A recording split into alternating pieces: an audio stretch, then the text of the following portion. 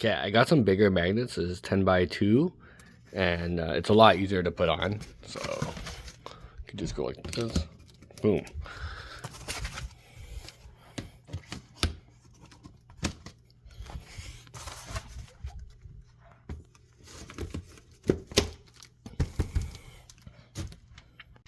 Okay, I'm gonna shoot 250 FPS on these panels.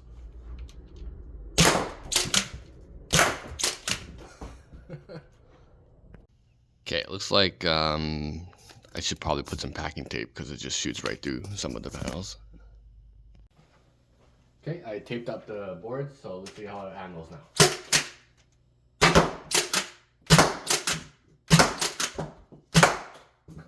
Oh, that's so much fun.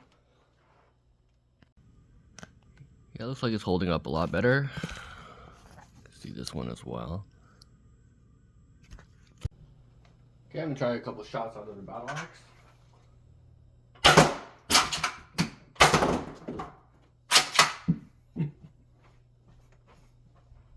Okay, go ahead.